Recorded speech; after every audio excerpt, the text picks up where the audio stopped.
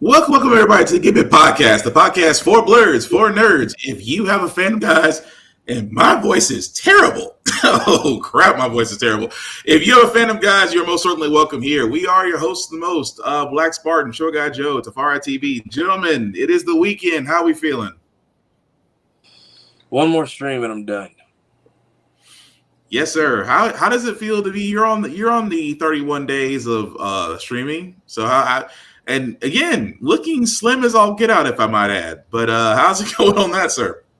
The last 2 days have been a trial, so finish line is there, but we are at a steady crawl to it. Understood. Joe, how you feeling, sir? Also, one more stream and I'm done. I can understand. Said for the night. Understood. Well, so with that being said, guys, as you can see, we are a little bit more on the leveled up side, so we do try to watch our language, but words do fly. At the same time, there may be trailers of video games, movies that we may show that might be too intense for younger viewers, so viewer discretion is advised. Aside from that, welcome. So, how do we start this? Pretty much, we got a couple of trailers this week. Again, this one is no surprise because we keep waiting for a Blade movie, and Marvel keeps dragging their feet. But Ryan Coogler sat there and said, I got it. He actually did give us a new trailer for his movie Sinners that stars Michael B. Jordan. Fellas, anything we want to say about it before we play it?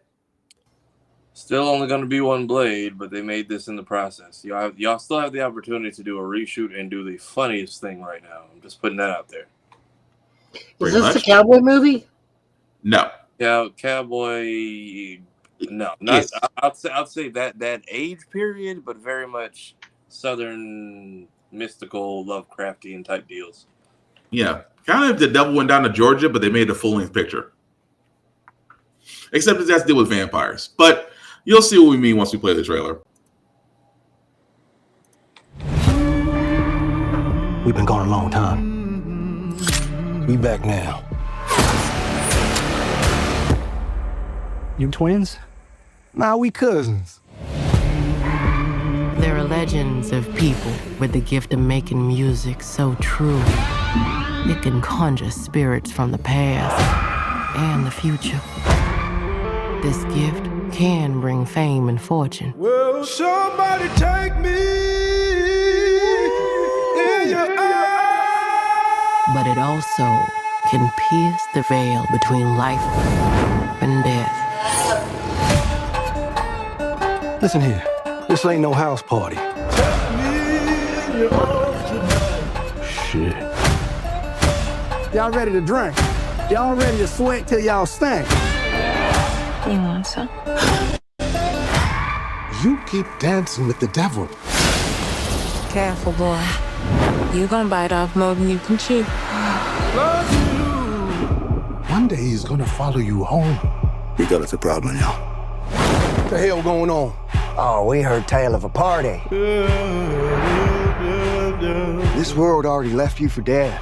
I can save you from your fate. You don't need no saving. Yes, you do. And you are? I am. Your way out. Don't cry. It's all better now. Yes, I lied to you. I don't believe in magic. Ghosts, demons. Just power. Somebody please take me.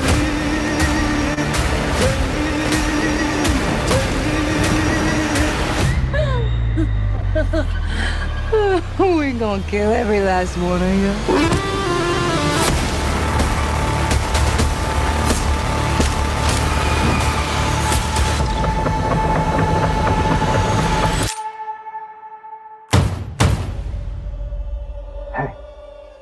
I didn't mean to scare you.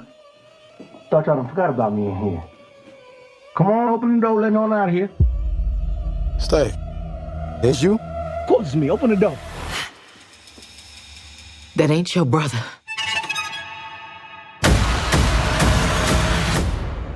Lied to you.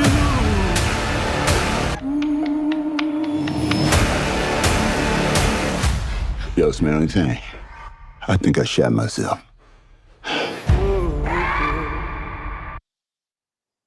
All right, so that was the trailer for Sinners, guys. As you can see, comes out in April 18th in theaters.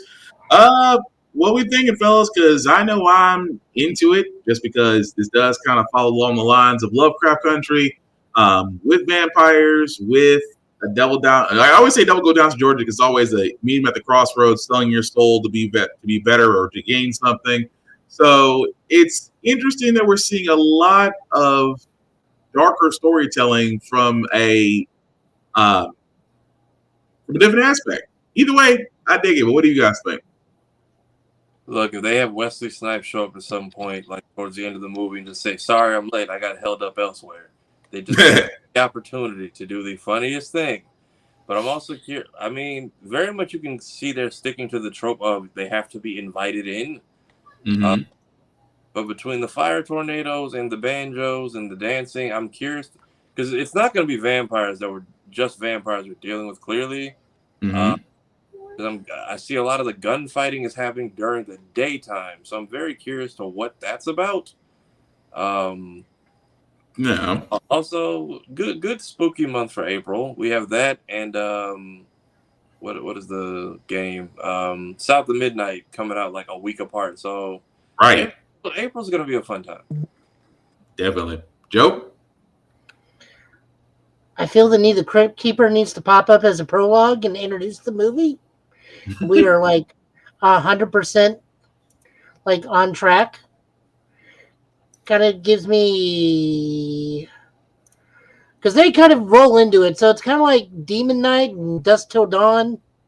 I can see that. Like I said, I just feel like the Crypt Keeper should pop up before the movie and introduce it or something. It looks fantastic. Yeah, it does. But still, come the 18th, and like I said, and also South of Midnight, which was another game that we did review that really should be getting a lot more attention just because it is along the same line as Sinners, except in a video game format. It is telling a lot of stories, a lot of mythologies from the Bayou, from Macabre, from Voodoo. I can be going down the list, but I'm liking the fact we're seeing a lot more storytelling, content, things of that nature. The fact that this is all coming out right now is a beautiful freaking thing. But before we get to our next trailers, do gotta do some quick news because it's gonna be interesting. Starting with Sony. Why? Because Sony likes to shoot itself in the foot.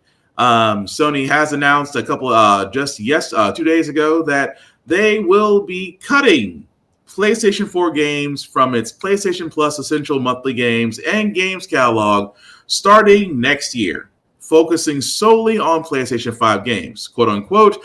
As we shift to PS5, PS4 games will no longer be a key benefit and will only be occasionally offered for PlayStation Plus monthly games game catalog. This won't affect the monthly titles players have already obtained through games catalog titles will still be available to play until they leave the catalog as part of the monthly refresh. So, fellas, has Sony again shot themselves in the foot and reloaded? No. You don't think so? No, What? because what this tells me is they now have enough PlayStation 5 games in their Catalog. storage, in their catalog, to where they don't need the crutch of a PS4 game. Yes, it's regrettable, but we have to continue to move forward. They did this with the PSP on the Vita, and then when the Vita finally went out, well, the Vita had to be discontinued from PlayStation Plus games anyways because nothing was emulating on the Vita. But I just see this as like, oh, hey, we have enough PlayStation 5 games we can keep in rotation to where this doesn't like hinder us from taking out PS4. That's not really a bad thing. Plus, this also kind of may, and this is only purely speculative on my part, that means that also they may have PlayStation 6 Alpha Dev kits at this point, to where they're going to start messing around with stuff like that, or because we've already had the PlayStation 5 Pro, so the only way you go up is 6. So this just kind of tells me it's like, yes, we're scaling back the need for PlayStation 4 games, but this doesn't like say they're completely gone. It's just that they have enough robust library to where they can do nothing but PS5 games now. Okay. Tafara, what do you think? I still think you got enough games that people haven't gotten their hands on to let them go on Game Pass to just act an entire to basically make the official cut and now declare a PS4 retro console still kind of insulting when plenty of people still have one and not upgraded to the 5, and they're still getting a sense you might drop a 6 on them at any time for no reason. See, I throw this to there just to add on to what Tafar is saying. I will go on the opposite end and say they shot themselves in the foot. The reason why I say that is because your PlayStation 5 library is not that old. And we have seen that a lot of people do love being able to play PlayStation 4, PlayStation 3, PlayStation 2, and even some PlayStation 1 classic games. The fact that Sony has no reason as of this moment to cut off the catalog outside of just trying to sit there and say, we're just focusing on next-gen games. Yeah, you're going to curb away some subscribers because the only reason that a lot of individuals got the Plus and I want to say what the second and third tiers of PlayStation Plus, the only reason you got them was to access those previous games. If you turn around next year and you sit there and say, okay, we're just going to focus on next gen gaming, PS4 games and beyond are no longer going to be there. A lot of people are going to go, okay, well, I'm just going to downgrade my subscription. Exactly why do I feel the need to have a exclusive tier if the benefits of that tier are now subsequently gone? So do I think it's going to take a subscriber hit? Yes, because a lot of people do like to go back and play those games. Unless, you want the physical copies. And as we have said here many times on this podcast, physical copies are starting to get harder to come by just because everybody's going the digital route. So that's why I'm saying PlayStation shot themselves in the foot, and you might actually see a subscriber drop come next year because folks are now like, okay, and again, a lot of these games on the PlayStation Plus are either downloadable or they're streaming. And if they're streaming, forget about it. If they're downloadable, then that means at one point in time, come January of 2026, that game is no longer going to be able to be playable, even though you have it on your PlayStation. So to me, it's just like, yeah, you kind of shot yourselves in the foot. Now, do I think we're a year from that now? Do they might change their minds? Yeah, because we've seen what happens when when you have enough of the gaming community sit there and say, oh, we don't like this. Sony is quick to change their minds because they can't afford to lose subscribers, especially when Microsoft can turn around and sit there and say, we never cut any games. Microsoft can turn around and sit there and say, we never cut any games. Our games are there as long as Game Pass is available. So again, that can change because Xbox can turn around. That's what I'm saying. Xbox can just sit there, or even Nintendo. Nintendo could be petty. They're already petty. But Nintendo could be petty and be like, we haven't cut anything from our virtual channels. And so that's my point. It's just that you just basically gave your competition a lane to really pump up their services while you're sitting there saying you're reducing yours. There's a couple factors we're not looking at. First off, this has been a very, very awkward console cycle these past 5 years for PlayStation 5 with COVID, shortages, scalping at an all-time high, slow rollout of the game console, devs getting a slow rollout of PlayStation 5 games. This has been an awkward thing. Microsoft may not have a game console next year. In fact, I'm also getting ready to start seeing Master Chief Collection on PlayStation 5 by Christmas because one of their big games, I don't know if we're discussing this later or not, are we? Which game is that? Their Horizon game coming to PlayStation. Yeah, we were going to bring that up later, but go for it. Okay. No, this just kind of rolls into everything. Mm-hmm.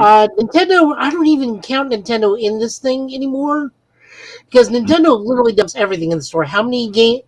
And this is something children do not do this. This is an adult-only scenario. Go into Nintendo's eShop right now and type in the word hentai. See how many games come up.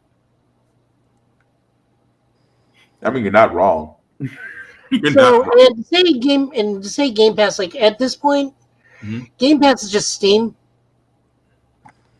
Except they take a bit of a lesser cut. But like I said, I honestly don't think Microsoft is too long in the console market. I think they're just going to be a publisher.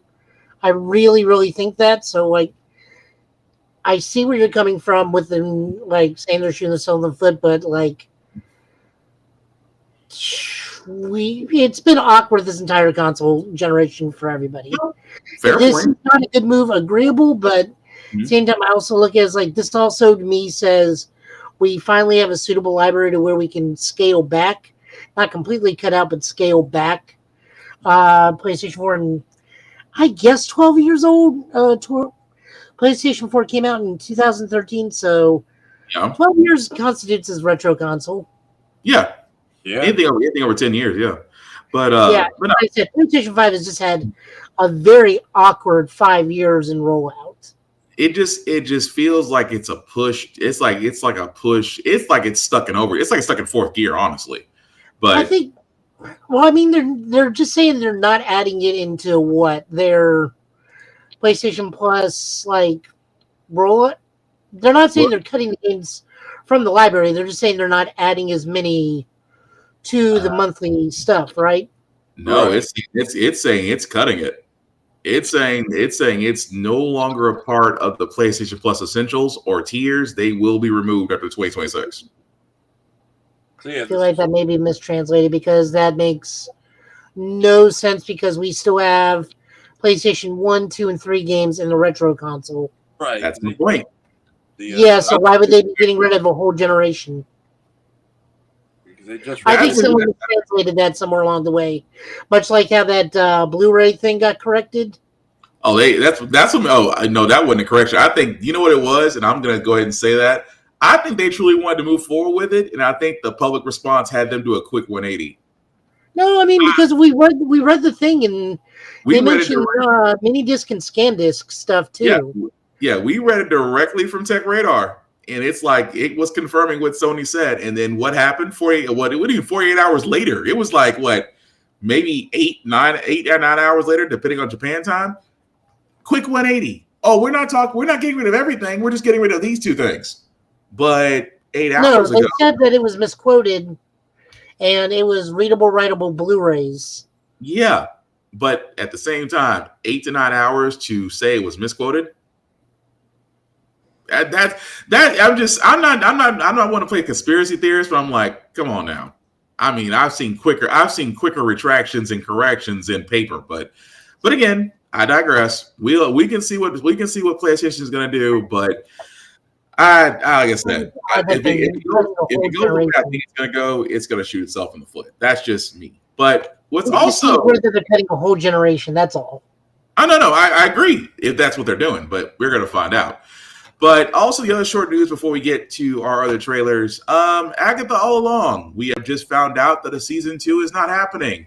And the reason for that is because the showrunner had sat there and said that, well, they never, I mean, the thing we found out, let me start from the beginning. The thing about this is Agatha All Along was greenlit for a season 2. Now, the reason why we're not getting a season 2 is because Schaefer, who is the season runner, Jock Schaefer, which that is the name. I apologize if I screwed your last name up.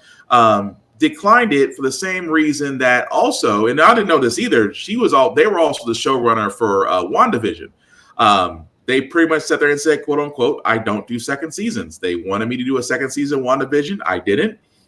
There's just too much to write. So I'd rather just do with one-offs. Now, because the showrunners did that, that essentially kills Agatha All Along. So my question to you guys is, do we respect the showrunner for saying that, hey, it's just too much, do a season 2, although we've been greenlit? Do we respect the showrunner's decision, or Disney could have sat there and said, okay, that's how you feel about it, we'll get someone else to do it? Go ahead, Defari. Yeah, I think they need to be one and dones. Agatha just annoyed me throughout the whole show anyway, and I don't need another season of that. Just especially with that family, go WandaVision, Agatha, wrap it up in Vision Quest. Yeah, yep. Yeah, narratively, it makes no sense for it to have a season 2. Like, they need to be switching it to, like, Billy anyways. Just kind of, like, have Wanda be snarky Force Ghost every so often, messing with Billy or guiding Billy, because Billy's whole thing now is go find Tommy, and that has less to do with Agatha and more to do with Billy anyway, so we don't really need a Agatha all along season 2. Nope, It just doesn't narratively make sense. No, I know. I fully agree. I don't think there was nothing more you could do with another season of Agatha all along. I think it served its purpose as far as how she came to run into Wiccan. So I fully agree. There was nothing you could have went from with Agatha. She could have appeared like she did in the last season of What If. She appeared there. She's bound to appear in other episodes and other movies. Not really a point to having a second series of the seasons. Second season of the series. Try saying that 5 times fast. Same way with WandaVision. Makes sense. Wanda's moved on. White Vision is still out there arguing the ship of Theseus. I get it. It makes sense. Can't knock the director for actually doing something smart. Those are really one-offs. So I can completely agree with that. But moving right along, we did get an updated Superman TV spot. And I guarantee we're probably gonna get a Superman trailer at the Super Bowl too. Oh my God. So before we play this, can we talk about the stupid controversy on this already that people were like up in arms over? I mean, yeah, we can talk about it before.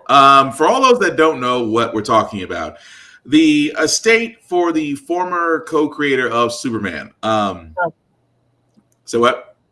Oh, that's not what I was talking about. That's a different thing. Oh, I think you're talking about the co-creator of Superman trying to block the movie release over internationally. Oh no, the Schuster thing. They're gonna do their thing, rightfully so. Pay them their money. Give them their money. Time. Talking about everyone getting mad saying it's poorly shot on the face shot. Yeah. And now they're like, oh, it's CG, and like it was like, no, it's not CG. You're probably not gonna be blinking if you're Superman flying full force in the wind. I mean, if you're doing Mach 3, so it's kind of hard not to blink. But yeah, that part too, and also the part I'm talking about. For all those that don't know, that the estate of the former co-creator, they always have issues with Superman movies. This isn't the first time it's happened. They did it with Man of Steel. I think they did it with Superman 3. I'm not really 100% sure about that. Basically, what it comes down to, like Joe said, is money. They always get a cut. The co-creator is always named in every Superman movie, but when it comes to international markets, it goes to a little gray area. But let's be honest, it always comes down to money. So the little dust up is that the estate probably wants a little bit more of James Gunn's upcoming flick, so that, like Joe said, will get handled. The shot that Joe's talking about, however, is also going to be in this trailer, and for all those that don't know, just wait 30 seconds, you'll see it.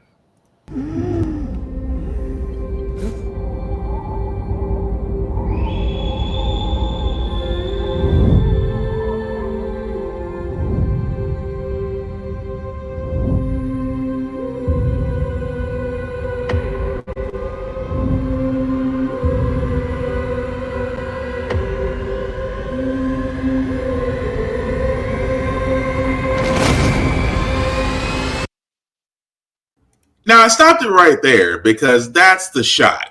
Now, as you can see, he is literally flying, and of course, eyes are open.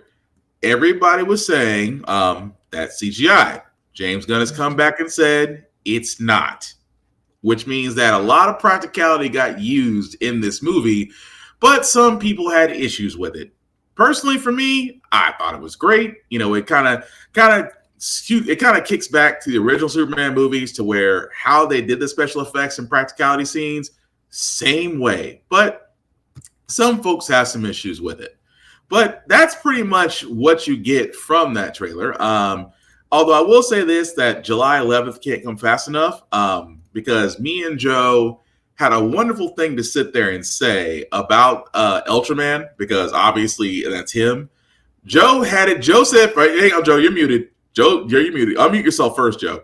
But Joe had a wonderful point that if James Gunn did this, Go ahead, Joe. You own this one. Oh, just that Ultraman mask gets removed and it's Henry Cavill. Man, that'd be the best thing ever.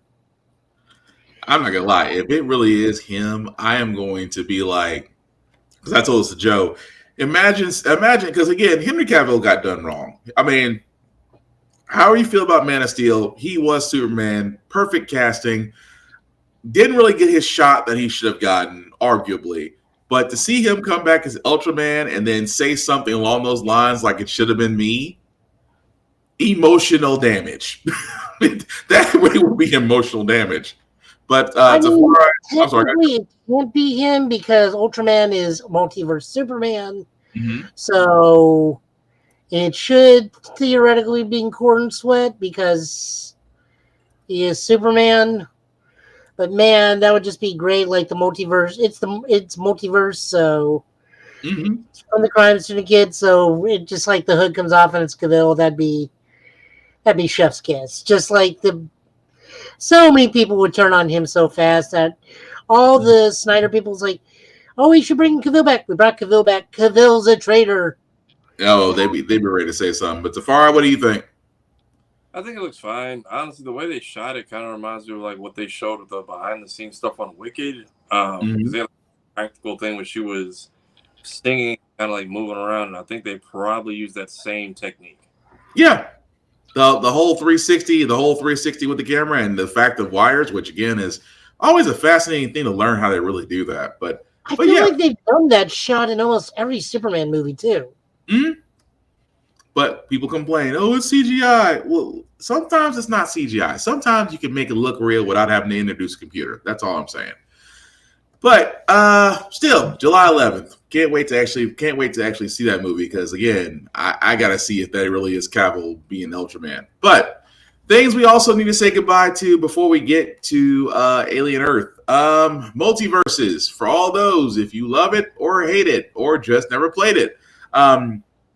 This was the update that they put out that season 5 will serve as the final update for Multiverses, beginning February 4th next week and ending on May 30th. After season 5 ends, players will be able to enjoy the game offline, which means that after season 5, guys, that essentially is the end of Multiverses. I played it a few times. It was fun, but let's be honest, it was just really Smash Brothers with a WB skin. So, I mean, fellas, I'm just going to throw this out here. It was a great idea at first because with Smash, there really wasn't a lot of your favorite characters you can play with in a beat 'em up scenario that way. And Multiverses would have been a nice little alternative to Smash. Did Warner Brothers just count on the fact of just the characters in the name or just not really put a lot of creativity into this game? I think it was okay. I feel like it was always there. It wasn't a priority, but it also feels like they didn't have to put too much into it since they own all the IPs they're using. So it feels like they're just trying to cost cut and just find as many tax write-offs because this Suicide Squad got scrapped 2 DLCs early. Update still at this point is Arkham Shadow. Pretty much. But yeah, that's the only thing that makes sense to me is like I think it could have been better. I think they could have done something with it, but again, I'm just if you put nothing into it, subscribers aren't going to come. That's just being honest. But Joe, any thoughts on that? Well, let's think of how this game stumbled and tripped and tumbled more than Tom and Jerry. You had a $40 beta. A battle pass for the beta. Was this game free whenever we launched, or did we have to pay more money? No, it was free when it launched. Okay, they were not totally dumb. You take the game offline for almost, what was it, half a year? Give or take. Yeah. And then come back out and admittedly do some decent stuff. The Beetlejuice stuff is good, like Raven and everything else, but you're not tapping into a lot of the IP that you should. Like LeBron James, I don't think is the WB. If it was up to me, I would swap him out with Michael Jordan. He's got that killer instinct anyways. I mean, you're not wrong. Well, again, Space Jam 2 is more for this generation than us, but I digress. But no, it's just to me, it's like if you put nothing into it, it's not going to gain attention. It's a case in point. Helldivers 2. You see what they put into that game, and it's still going on, and the DLC is still bringing in more players. So again, it's one of those things. If there's no action behind it, it's just not worth it. And putting a humongous price tag on it just really kills games. But again, that's just me. But we do have another trailer, Alien Earth. I keep hoping for Aliens Fireteam 2 because I like that game, and I was really hoping for another shooter, but we get what we can. This is a trailer. Yeah. Anybody want to say anything before we play the Aliens Earth trailer? Supposedly, this happens before anything. So this is the beginning. That was my question. Where are we at in the timeline? It seems like we just keep going backwards with every new project, and I'm just like, okay, but how? So this is supposedly this is like 2092. Prometheus is 2093. Mm-hmm. The whatever one is 2095 or 96. So this then is Alien, then Romulus, then Aliens.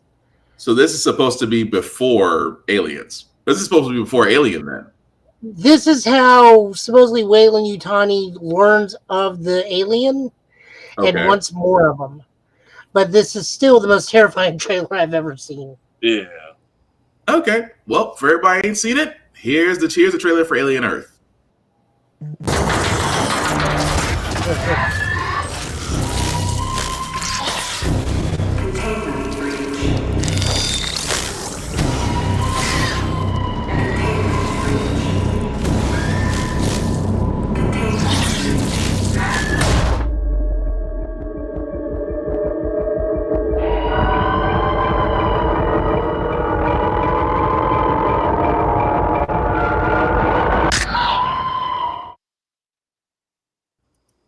All right, so that, guys, is the trailer for Alien Earth. As you can see, it will be on FX, next day on Hulu. Hey, Lainey. Hey, Lainey.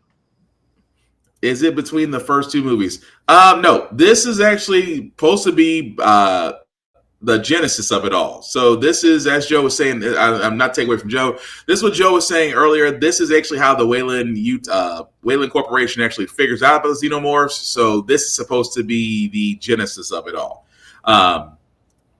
We all forgot that came out. But yeah, it's going to come out this summer. So pretty much as it gets closer to those warm days and springing back and setting your clocks forward, damn it, we'll definitely be covering that. But anything more to add to that, fellas? This is the series, right? This is the series. Okay, see, I'm curious to how long it's gonna run and what lore goes into it, because they're doing a lot with this timeline. I'm just curious to how invested I need to be into the greater works of it, or just watching it episode by episode, enjoying what we get out of it. Mm-hmm.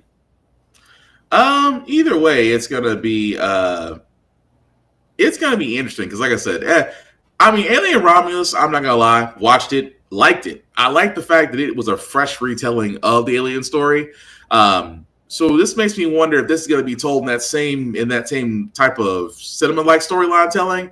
If it does, cool, I'm down for it. But either way, it's FX. FX doesn't really put out any bad series because, Sons of Anarchy, Mayans, The Strain, I can keep going as far as, The Bear. So they've actually had a lot of great success with long-running series on that network. But again, I'm going to definitely look forward to that. Lainey, agree with you, Tafara. I would just, here's how I look at it. Uh-huh. If the series is good, you just do this. Alien Romulus, Aliens. Mm-hmm. We just, like, the engineer cut of 3. And then if you want to punish yourself, Alien Resurrection. Which honestly is not a terrible movie.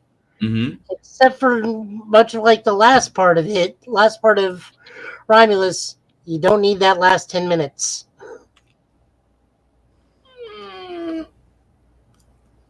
I'll let that one go. I don't know how I feel about that one. It's like the Cabin in the Woods series to me. But Cabin in the Woods was great the whole way through. I watched that because two of our people in our podcast group was like, "You never seen the Cabin in the Woods?" I said, I avoided it, and after about an hour and 35 minutes, I just have more questions about that movie. But again, it was written by Josh Whedon. That should have told me everything I wanted to know. But I digress. But yes, Alien Earth looks like it's going to be fun. But as Joe pointed out, wait a minute, will they lean into Prometheus?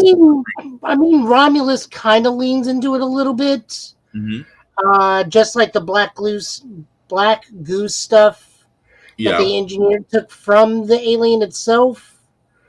So, I mean, there's pieces of it, but I think at this point, they're just harvesting the good parts. The Prometheus line, and just like leaving everything alone. But I mean, if Michael Fassbender wants to, like, was it Michael Fassbender? Yeah, it was Fassbender. Fassbender wants to come back as David? No, that's what we're talking about, Lainey. Like, the Alien franchise as it is right now, I think they're just cherry picking the best stuff out of Prometheus and moving it over. So, like, we may not see any Bishop models, but we may see David models. Possibly. Or working Joes from the other company. Yep. Either way, it should be fun. But like Joe had pointed out earlier during our PlayStation discussion, there is some writing on the wall. The next installment of Forza Horizon is coming to PS5, which does signal that a lot of Xbox games and titles may actually be showing up on the PS5. As Joe said, I'm sorry. As Joe said, this might signal the end of Microsoft. This might signal the end of Microsoft leaving the console race. It's possible. I'm kind of on the other side. I don't think it really is. I just think that a lot of games that we are used to being exclusive will no longer be exclusives. Does that mean that we're going to see a Gears of War on PlayStation 5? Possibly. Does that mean that we'll see Halo on PlayStation 5? Yeah, because there's still players that may or may not have both consoles and would like to experience it.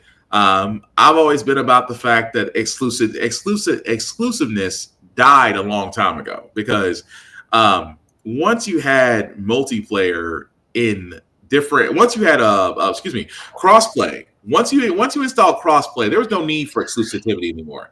And I think that, Blizzard was holding on to Call of Duty way too long, just pretty much fleecing their people. At the same time, PlayStation was also doing that with a few of their titles. So it was only a matter of time before that wall was going to come down. Do I think that's the end? No, I think, because if you really think about it, Microsoft leaving the console race and going strictly to publishing like Sega does means that you're only going to now have, if you go that route, you're only going to have Nintendo, you're only going to have Sony, and then you're going to have Steam or PC. And let's be honest, Nintendo doesn't even, and don't get me wrong, I love Nintendo. I mean, the Switch 2, I'll be honest, you're doing something. But Nintendo will never go away. It has its own niche. It has its own players and fans. It's not going to stop making consoles. Sony, same way. But since Nintendo's not really seen as a console giant as far as competition goes, that just leaves Sony and, again, PC.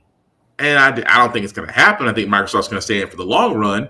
But I can also see that Microsoft may bow out, because look at Sega. Sega's still around. All they do is produce games. So, but Joe, anything you want to add to that? I mean, I can definitely see Horizon and Master Chief Collection getting on over on the Switch 2. I mean, the Switch 2 is really just the console so Nintendo can play with third-party developers. But, like, with most things being moved over to, like, Sony and whatnot, and Microsoft publishing more, like, I don't think, even if they put out the next console, it's not going to be like an Xbox. It's just going to be a Game Pass machine. It's not going to be like a Xbox machine. Oh, they create their own Luna? Pretty much. I mean, right now, that's all it really is anyways, is like Game Pass.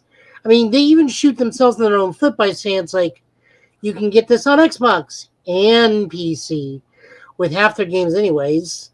True. I mean, there's an X, but they did actually divert. But give it to Xbox, though. They did diversify by doing Game Pass and Game Pass PC. So they did actually open a door to the PC players to say, we're not going to leave you guys out. You can still play these games on your PC. So, I mean, there's that. I look at it that way, them trying to compete with Steam, and I just don't think that's gonna work.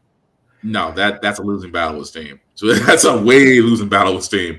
That's a losing battle with Steam. Like, I can see them being either, like I said, a Game Pass machine or a portable machine with Game Pass.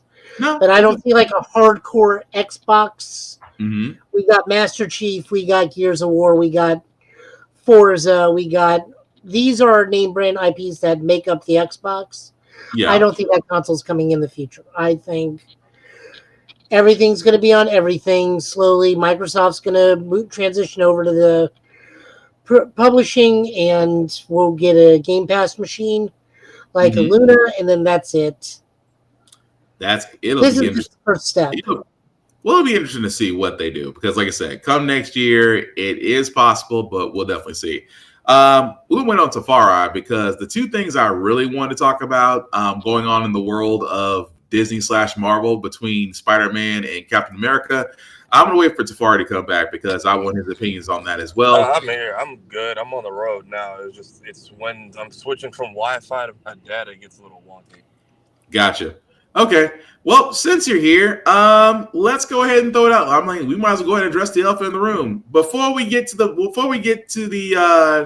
news that the voice of Spider-Man may be under hot water, your friendly neighborhood Spider-Man. If you haven't noticed, guys, it is available on Disney Plus. The first 2 episodes are out. Fellas, what do we think? Is it worth the watch? Should we be concerned, or did they get it right? I don't know who any of these kids are, and I'm perfectly okay with that. Especially the way they did the duality of, I keep forgetting the football player's name. Jesus, Lonnie Lincoln. Yeah, like that scene where Peter and Lonnie go their separate ways, and Lonnie just keeps getting worse as he gets closer to his house. Whereas Peter's just like, I'm trying to be Spider-Man and free pizza and a DVD player. I think that Spider-Man world is feeling our current economy. Everyone's like robbing the pizza man. People are just looting all around outside. I like Lonnie. I feel bad for all these characters already. They're all about to have tragic times this season, I can tell. Yeah. I'm also very curious to the symbiote demon being the origin. That was interesting. And also, Joe, before you jump in, if you guys also have seen your friendly neighborhood Spider-Man, yes, we are going to talk about its entirety. If you have thoughts about it, please let us know in the comments as well. But Joe, what did you think of your friendly neighborhood Spider-Man? It's a competently told Spider-Man. Everybody with a name is somebody from the comic. Even the Wakandan girl, I did look her up. She is a member of the Wakandan Space Force, and she is a mutant with the power of invisibility. But literally everybody they name is somebody. I also very much approve of gender swapped and racial swapped Kirk Connors to Dr. Connors, regardless of what people think. It's like, nah, I'm down for Lady Lizard. So that's going to be a thing. We got Wave. We got Sister Grimm, Nico Monroe. Lonnie is gonna be Tombstone by the end of season 1, which I feel really bad because this is a very good Lonnie Lincoln. Taskmaster Daughters, Finesse is in here. Amadeus Cho, the totally awesome Hulk or Brawn, whichever one we go about here. The Green Goblin, the Wizard, which is Dr. Bentley Whitman, who's the wizard. Yeah. He's there. Art style is very cool. It's very Steve Ditko style, even with classic 60 Strange, which only kind of reinforces my thought that this is the world the Fantastic Four are in. Yeah. As I got that Iron Man, we see him mentioned, but like that's it. And everything else is Oscorp, and it's very, very like 60s style, but in terms of arts, but not like time frame. So I can see this being the world of this is the Fantastic Four world. That's just my pure conjecture on my part right there. We also see that somebody else is going to have spider powers at some point. Yeah, with the spider backpack. Catch the bug. He got away and went to someone else's backpack. Right. So there's that. Like I said, competently told. I just don't like the voice actor for Spider-Man. And it's not even what he said. To me, he just sounds too old to be a 16-year-old. Fair. I will say this before we show the class schedule of the episode guide. Again, I'm kind of with Tafari at this one. A lot of the characters I really didn't know. I like the fact that it was fresh. I like the fact of it did take a more of a No Way Home kind of feel to it, which I'm not complaining about. And they did go with a different premise of seeing Doctor Strange and immediately realizing we're not supposed to be here. But overall, between the first 2 episodes, loved it. Norman Osborn with the waves. That just made me smile. Just see Norman Osborn with the waves, and they was perfect. But again, that's just me. First 2 episodes are great. Yeah, I'm sorry, go too far. That we got bullies live streaming themselves jumping people? Like what? Right. How ghetto? That made me laugh. How ghetto has New York gotten at the fact? I'm like, does no one get arrested enough out here? Nope. Also, is that our Doctor Strange, or did he jump to the wrong universe? I think he jumped to the wrong universe the way he said it. He was like, the whole idea was he looks around and he's like, oh crap, this is not where we're supposed to be. It's almost as if he pulled it into the Spider-Verse. Like, no, I think what the whole thing we're not supposed to be here is I think he meant to take the demon into a different realm, and instead the portal took him to in front of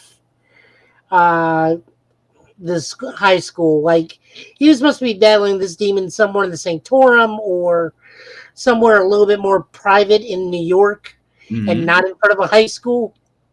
Possible. I mean, I can go with that too. But for all those that are wondering, that's 60 Strange. Yeah, true. But for all those that are wondering, guys, the class schedule. Like I said, this if you're wanting to know. Of course, the season premiere did start off with 2 episodes. We will actually get 3 more episodes come February 5th of next week.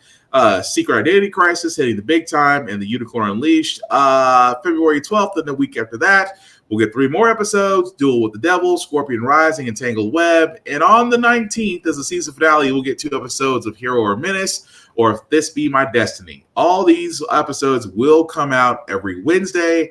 So there you go. We are getting a 10-episode run for the first season.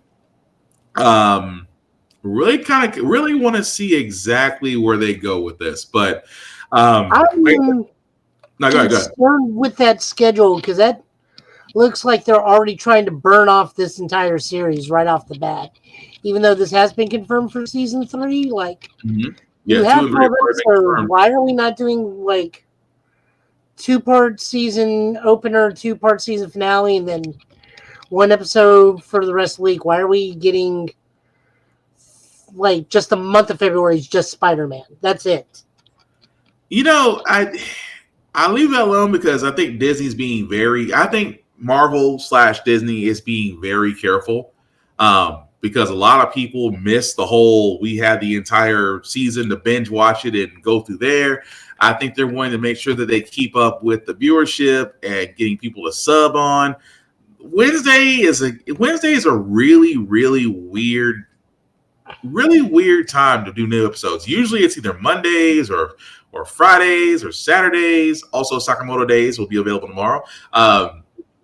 Again, it's odd, but I guess it works because no one's ever going to be looking at it on Wednesday. So maybe that's why I'm just spitballing here. But, to release 2 episodes, then 3, then back to 2.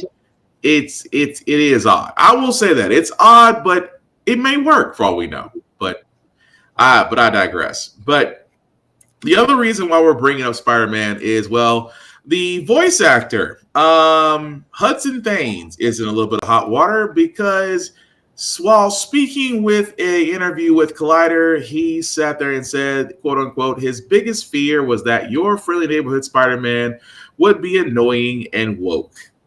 Now, for all those who have been under a rock and don't know what that means, basically, not to turn this very wonderful, fun podcast very political, let's just say woke, or, you know, if you've ever heard the MCU or going woke, going broke, which actually is kind of pertaining to previous MCU titles that didn't do well, that had female leads or had a female lead, or had a female lead as the cast in the show, or just had movies where the female lead didn't do well. That's where they're kind of attaching this to.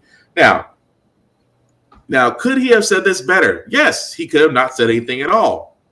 Now, since then, and Joe's done the research on this, since that has came out on X, or those known as the Dark Place, Mr. Thanes has been dragged through the mud, even to the point to where the showrunner had to come out and say, I believe he misspoke, and I know it's been weighing on him. So Jeff Trammell, who is the showrunner for Your Neighborhood Spider-Man, has came out and defended Hudson Thames and said, I love Hudson and didn't focus too much on what he said. I simply believe he misspoke, and that's been weighing on him. I think we made a fantastic show that's going to appeal to a wide audience and hopefully captures what I love about Spider-Man, that he's a guy that cares deeply about the people around him and always trying to do the right thing. Here's the problem. Now, the problem with this is, number one, it is a very diverse cast on the show. It is the most diverse cast out of any of the animated franchise. Right. There's literally only 2 white people in this whole series. Right. No, 3 now. There's 3 now. But the thing Bentley, and May. Right. But the thing is just that when you turn around, you are the quote unquote, you're the spotlight. You're the lead guy. You're the guy voicing Spider-Man. You might want to be careful about putting your opinions to where, because I said it when I was talking to Joe. I said, oh, that could hurt the show. And I was thinking to myself, if it wasn't for the name of Spider-Man, any other show may have actually taken a hit. Because, again, for him to sit there and say, well, I don't want it to be too woke. Sir, it's not woke. Yeah, although your misunderstanding is woke kind of screams a lot. I would make that word much harder. Right. So it's just that whole thing of your fear was that it would be too woke, but yet it's a great show. It's a diverse cast. It checks all the boxes. What's your problem? And to the point to where the showrunner had to come out and say, I think he misspoke. Yeah, he misspoke. Yeah. How could it got traction from Collider all the way to Deadline and Variety? Right. In a single day, and that man got dragged in every facet of the word, in every platform I looked under. And while everybody was talking about how Harry's hairstyle still makes no sense and is weird compared to his dad's. Although I love the fact that he's now scrubbed his social media, which is like his entire social media is scrubbed. I'm like, sir, let's kind of be honest. Your PR training is a little bit too late. And so, is that part of the hazing process of Marvel Animation? You get one bad apple in every crew. It's either going to be the showrunner or your main voice actor, one of the two. Right. And it's like, I'm sorry. I always said it best. Don't mess up the church's money. That's all you got to do. Don't mess up the church's money. If you got personal opinions that are going to tank the ship, keep them to yourself. Or here's an even better analogy. Don't mess up the church's money when you're Jesus. That's a get up and walk away moment on that one. Don't mess up the church's money if you're Jesus. Right. I mean, it's true though. Don't mess up the church's money if you're Jesus. You're right. Technically, Jesus did come into the church and mess up the church's money. According to the Bible. So, there is that. But it's so crazy that you would say that, and it's like, did you not watch your own show? I think you're covered. But it's almost like he didn't. But it's almost like you're afraid of being labeled. Now, if you're afraid of being labeled, I'm sorry, it's Hollywood. You're gonna get labeled regardless. It's just you. Thank you, Laney beat me to it. Laney beat me to it. He said what he really thought. Yeah, he did. And for some odd reason, some people think it's intelligent when they say something like that. And then they find out they're idiots. But it's too late. And people were calling for him to be recasted. I said, it's too late. Those 10 plus episodes are done. So you're in it for the long haul. The best thing is I made the joke, the Leonardo Ben Schwartzman into Seth Green joke where he goes into a burning building and all that smoke made his voice change and suddenly he's Josh Keaton. The second episode, he goes into a burning building. It's like, okay, well, maybe he goes into a second burning building later on down the road. Right. Safari. Hey, right. Speaking of burning buildings, I didn't know we could do gentrification wrong with who was the flame guy supposed to be? He's some new dude I've never heard of. Combust. Yeah, I think it was either butane or combust. One of the two names. Butane or combust, one of the two. Yeah. Yeah, he basically was sent there to push the neighborhood out and burnt the wrong neighborhood. He can't read signs. Even Spider-Man pointed out, which again, I love in Spider-Man that he has the one-liners. The one-liners are there, and it's freaking perfect. He sat there and said, "Dude, it's on 52nd. It's on 52nd. This is 51st." It's like you're burning down the wrong building, dude. He's like, "Don't get mad at me because your GPS got you here." It's like, but again, it's what we expect from Spider-Man. It's one-liners. It's comical. It's funny. At the same time, he's like, "Oop, I didn't mean to hit you that hard." Man, he's like, again, he nearly killed that man. Yeah, he thought he really killed him. He's like, "I didn't mean to kick you that hard." I said, "Oh, but between him and Buddy with the brick, somebody has permanent brain damage." Oh yeah, no, that dude, that kid should have been dead. Oh yeah, he's not. Oh, he's at least concussed, if anything. But no. But like I said, guys, let us know what you think of your friendly neighborhood Spider-Man. Of course, every Wednesday we'll still cover it. But that's not the only Marvel person that also came into hot water.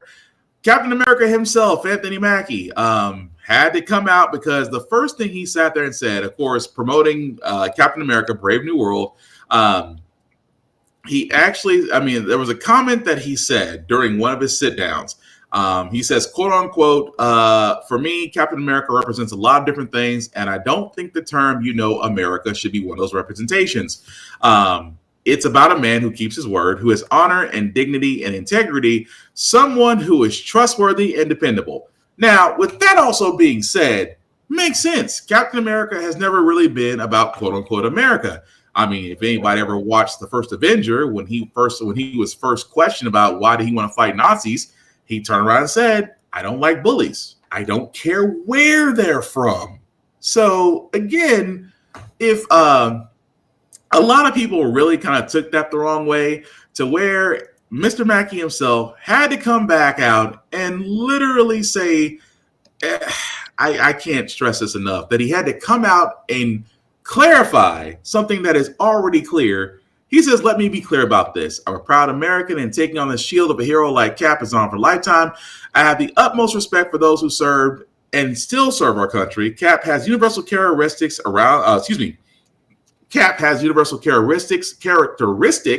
that people all over the world can relate to." I'm gonna be honest with you. I don't think he said anything wrong. I just think people really do. Number one, some of these people really need to go outside and go touch some freaking grass. Number two, what did he say what was wrong? Because I had to ask somebody. It's like, I went back over what he said. He's literally following. I was like, no offense, Mackie has read Captain America comics. Mm-hmm. The people who are a little bit mad about this, I got to question them. Like, why are you mad about what he said? I have one question for those people. Mm-hmm. Do they know who Nomad is? Probably don't. Then they don't have a right to talk. It even says in the article, Captain America 2 and 3 is about Captain America fighting the U.S. government. Mm-hmm.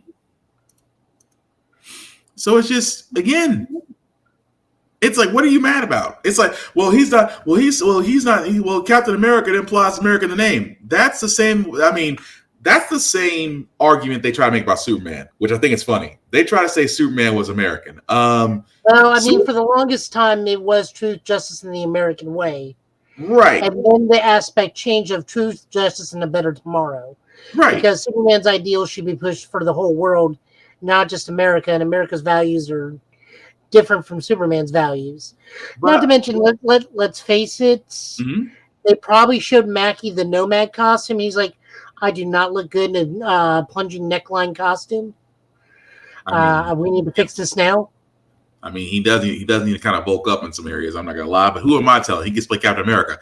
But no, it's the whole idea of just some folks really do take Captain America in the name. That's why I want to use the Superman analogy, because how are you going to sit there and say this man is American? I'm like, you do realize he's technically an immigrant. I have a better analogy. The Captain America you're thinking of is U.S. agent. Yes.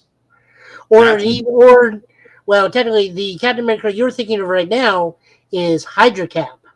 Yeah. I mean, you can go with U.S. agent. John Walker would be, you know, the funny part is those same people that are mad at Mackie would see John Walker and Homelander as heroes. They wouldn't see them as the villains. They'd see them as heroes. But Tafari, anything you want to add to that? These are probably the same people who got upset at the speech at the end of Falcon and the Winter Soldier. So probably. Now they're swinging back. Yeah, also, The Boys is no longer satire or satire; it's reality. Oh yeah, we have a Homelander. But Joe, anything else you want to add to that?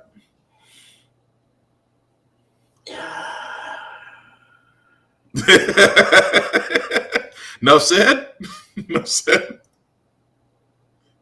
I'm gonna get some water. No said. All right, fair enough. No said. But again, let us know in the comments what you guys think, because again, it makes no sense. One guy says something that he doesn't understand his character. One guy says something exactly like his character, and some folks don't get it. But at this point, Mackie's not in trouble because he's had PR training. Hudson Thames is probably going to be, well, he's going to be monitored for about the next couple of interviews. But again, let us know what you think. But we do have a couple more trailers left and a little bit of news before we get on to our comic pulls. We got to start with Magazine Dreams. Now, if you don't know this trailer is a good reason. Number one, it's not being pushed by the regular movie studios. Zeus Films and Briarcliff Entertainment is the one pushing this movie. Number two, it stars Jonathan Majors as a bodybuilder. If you haven't seen the trailer, here it is. You have to do something big and important, or nobody will remember you when you're dead.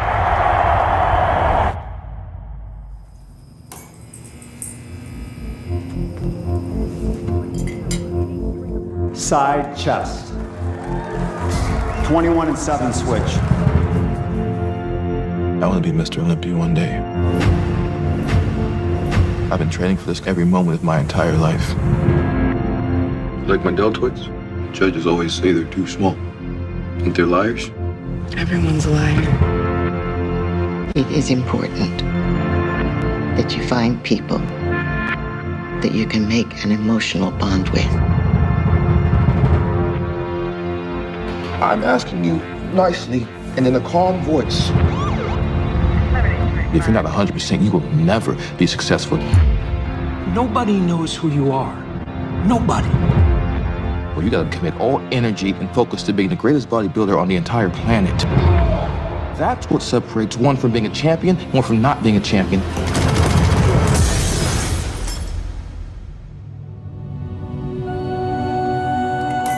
Hey guys, Helium Alex is here. Current eyepiece. No!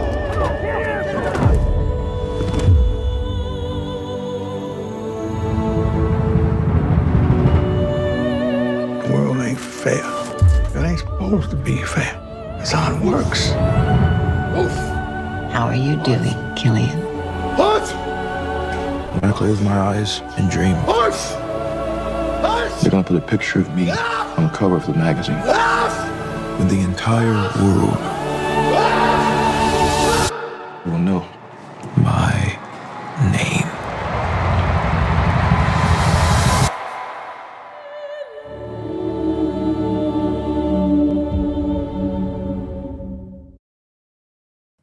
All right, guys, that was the trailer for Magazine Dreams. As you can see, is in theaters March 21st. This is a independent one. This is not being pushed by the major studios, guys. Like we said, Jonathan Majors in his first movie since his issues. Now coming back. I'm going to be honest, as a person who likes to work out, bodybuilding is always cool to learn about. This definitely did give to me the wrestler vibes. If you haven't seen The Wrestler with Mickey Rourke, that's the route I'm going with this on. But yeah, I'm going to be honest. I'm interested in actually watch this movie. But what do you think, guys? So I think this came out at Sundance on a film festival, and then it was supposed to be released like after Creed, and then all this happened. Yeah. But it's very clear that between the kept physique and the range he's trying to show, he was definitely supposed to play the twin brother for Sinners. Yeah, definitely. But it feels like it went from like what. Also, I didn't know steroids make your gums bleed. Apparently, is a side effect. Yeah. I thought it was just the malfunctioning Iron Fist syndrome. I didn't know it had all those other side effects. Oh yeah, taking certain steroids does affects the mouth, affects the nether regions. Yeah, it's a whole list of things it messes with. But yeah. But Joe, what'd you think? I did not realize Jonathan Majors was out of movie jail after his little stuff. Mm-hmm. So I'm wondering if that's why they're not really promoting it at the moment. They got to see how the audience feels about him. I don't know too much about bodybuilding outside of like the professional wrestling aspect. Mm-hmm. And only even then, that is like strictly the 80s era, where Hulk Hogan probably was the biggest man with arms in the world. And then someone took a pincushion to him in the 90s. Oh yeah, when he stopped being on the juice. But you know, thank you, Dark Side. Thank you, Dark Side of the Ring. Trust me, if you're a wrestling fan, watch Dark Side of the Ring. I heard he got booting him in some arena. Oh yeah, that was still funny. But yeah, Majors looks like he is trying to do a comeback. This looks like a soft opening because, like Joe said, some fans still may have not let go of his issues. I really want to see him. I really want to see what he does, just because, you know, beforehand he was the next Michael B. Jordan. He was getting offers on movie roles before, again, his issues. He did a wonderful Kang. He did a wonderful Kang. So still, we're going to see what happens when that comes out. Like I said, still looking forward to it. So before we get to Devil May Cry, a little bit of a rumor mill for this one. I say rumor because, again, it's not confirmed. It's thrown out there. But this rumor I want to talk about because it kind of makes sense. If you've seen DC's Titans, Brenton Waits, forgive me if I mispronounce your last name. He played Dick Grayson Robin on DC's Titans. Again, a great show if you haven't seen it. Supposedly, and again, this is a rumor. Please take this with a grain of salt. Supposedly, he is being pursued to play the role of Cyclops in an MCU movie. How do we feel about that? Go ahead, Tafari.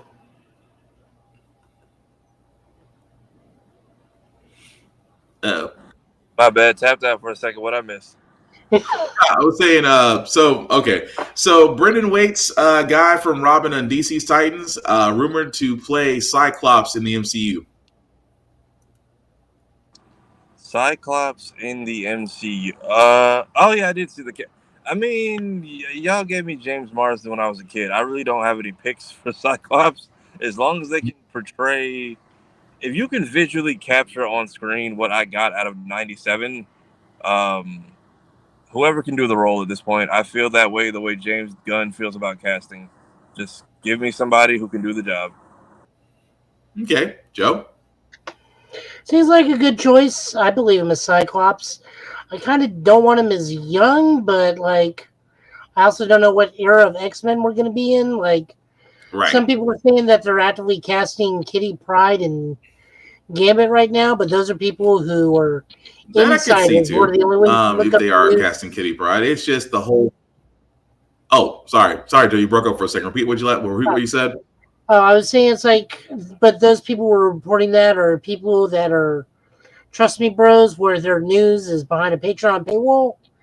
So I tended not to believe that. I can totally believe Gambit's a hot button right now because of 97 and the Deadpool Wolverine movie. Kitty Pryde, I don't think she's... Kitty is quite pivotal in a lot of X-Men stuff, but I don't see her as pivotal as like maybe casting Rogue and some other people. Okay. So, I mean, this guy, he makes a great Cyclops. But also James Marsden, surprisingly, is also the right age to be Cyclops still a little bit. Yeah. I mean, he can still... Yeah, don't get me wrong. He can still pull it off. It's just the whole... I think this is good. This is a good... If this turns out to be true, I think this is excellent casting. Okay. No, I'm the same way. Agreed. If this is a rumor turns out to be true, I've got no issues with it. I loved him as Robin / Nightwing in Titans. I think he can pull off Cyclops. I also think James Marsden can give us the Cyclops from the current X-Men run because he's a little bit grittier, and you know he can get grittier and give 0 Fs. So I can see that too. So again, if it's forget for it to be a rumor, if it turns out to be true, nobody's complaining. But let us know in the comments what you think. Would that be great casting or would it not be? It's kind of hard to argue the negative on that. But our last trailer of the night, guys. Again, before we get to Dragon Ball Daima, which again did have a new episode, Devil May Cry. Netflix decided to show us the opening intro for the new anime of Devil May Cry. I think all of us, me, Tafari, and Joe, are all Devil May Cry fans. However, well, I'm just gonna play the video. I'm gonna play the intro. You're probably gonna see where I'm gonna have a problem with this.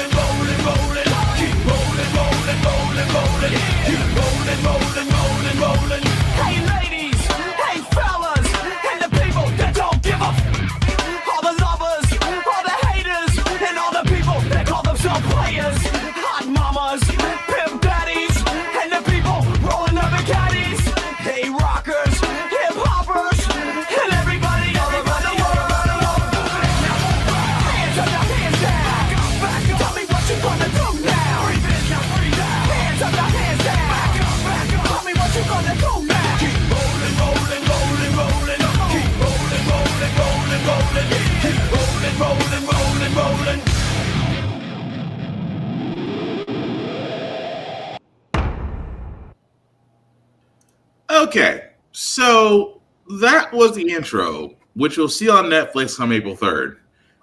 Graphics were cool, made sense of the direction they're going. The problem I have with this is Limp Bizkit of all songs you could have played.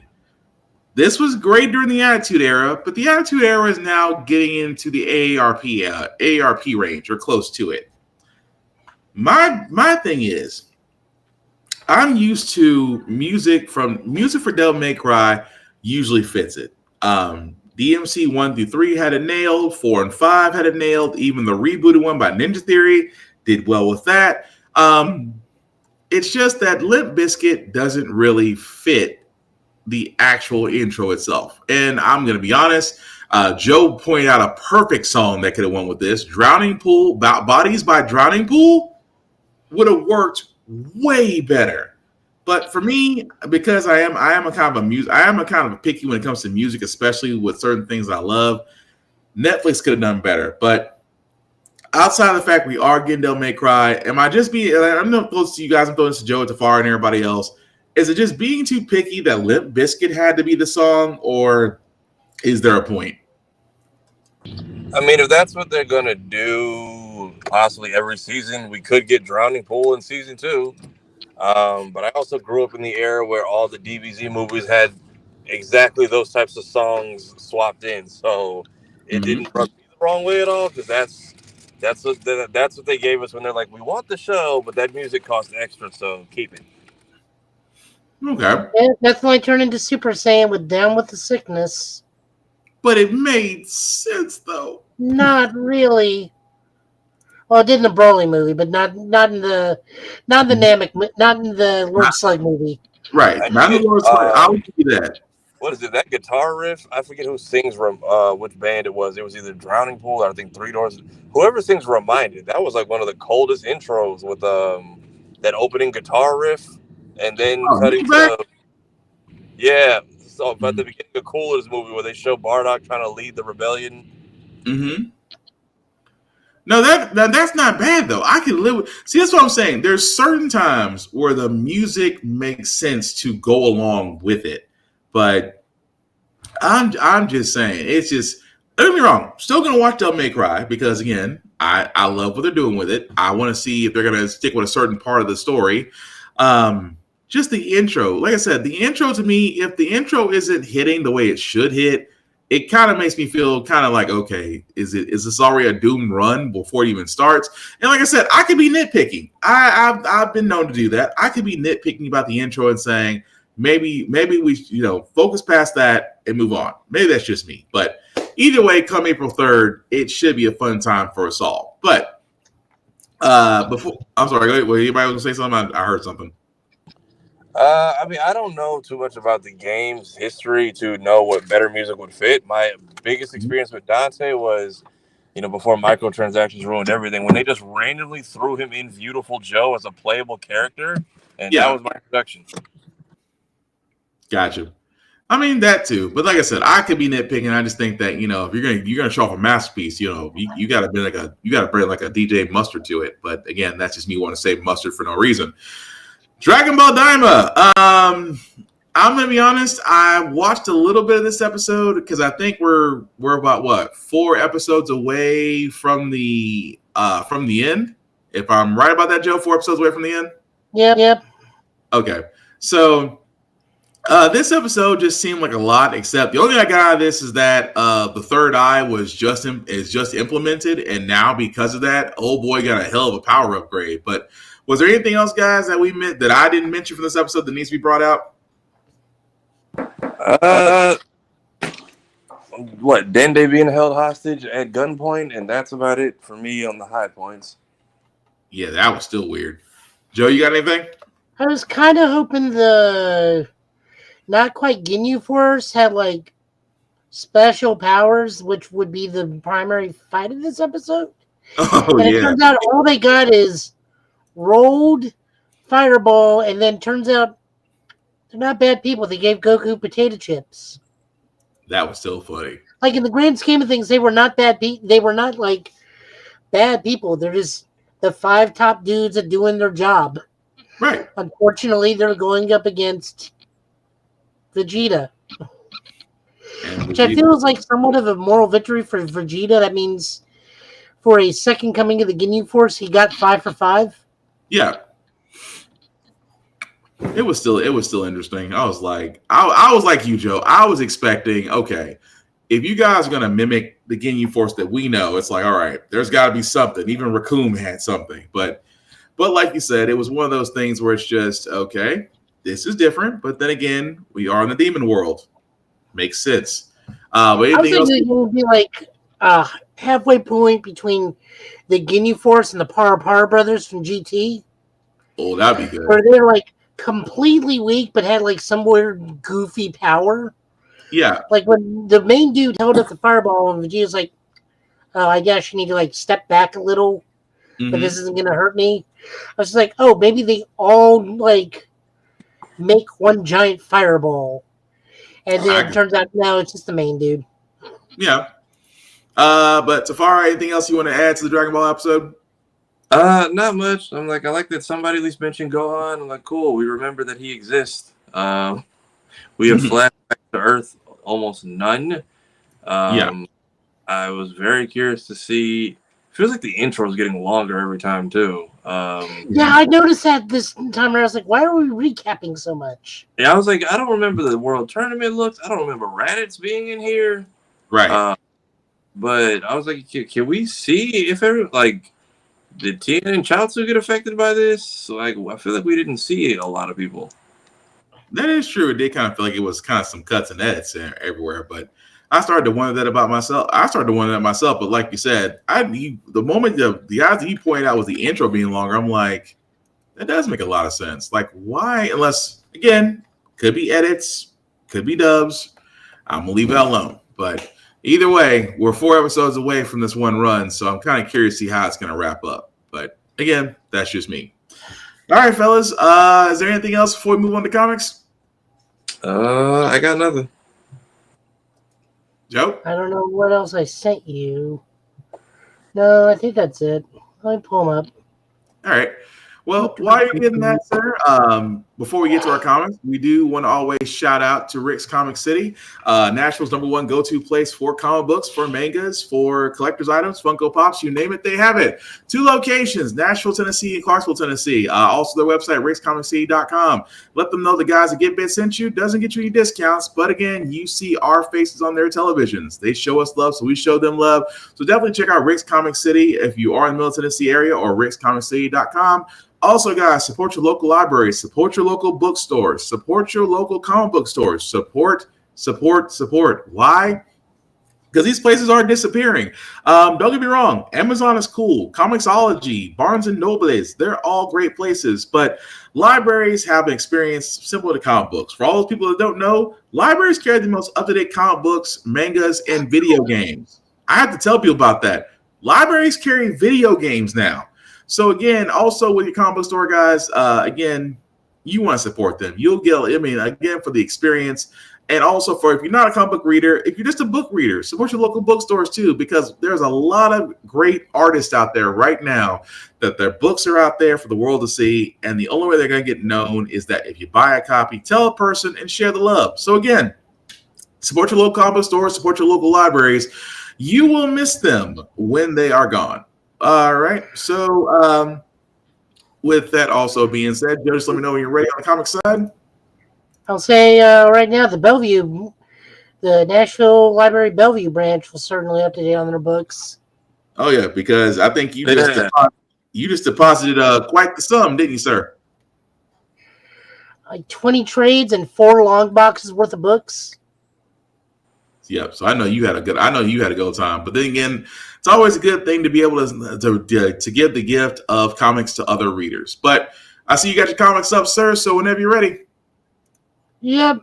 So since it's Black History Month, I don't care what the government says. We're really trying not to be political, I promise you, but still. But we still gonna celebrate. We still gonna celebrate it. But go ahead. Oh yeah. Black History Month, DC Power. This time we're doing the Rise of Power Company because I legitimately think we're getting a big team-up book coming. So this is kind of an anthology thing. Josiah Power and Company Man, who I do not know who that is.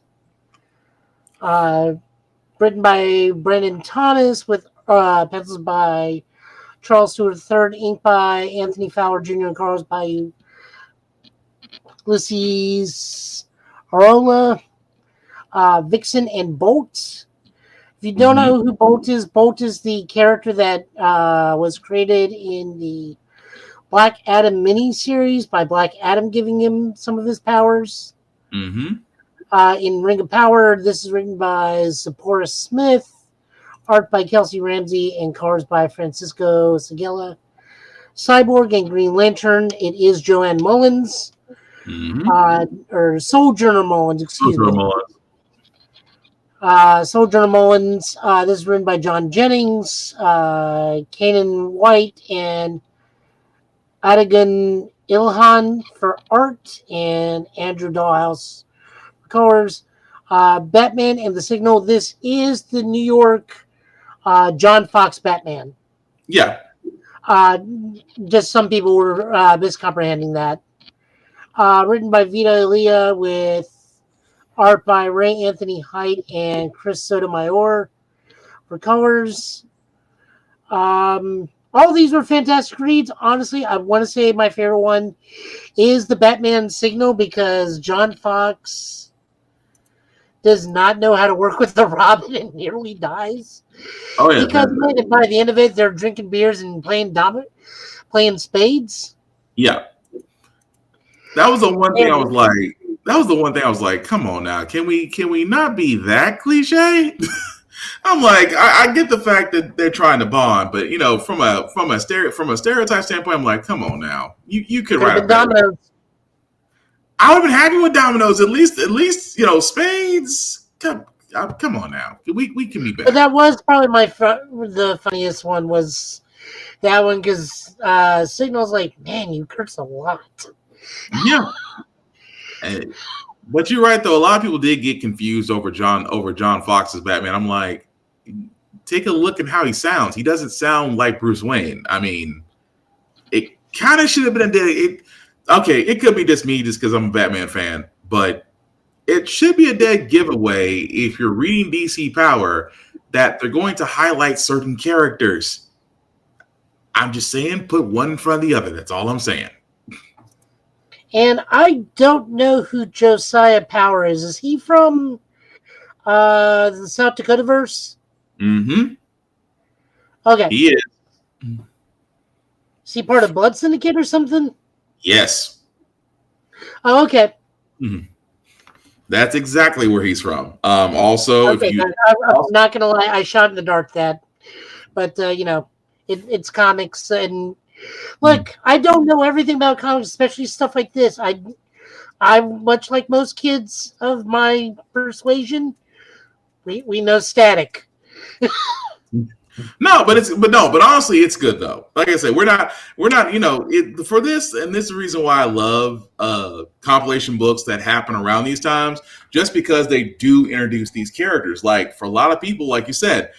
For a lot of people from the Dakotaverse, you may not know anybody else besides Static. You might not know Icon or Rocket or Hardware or Blood Syndicate. I mean, like I said, it's a great opportunity to learn, especially with Josiah Power, just because of where his origin story comes from and how he's tied to Amanda Waller.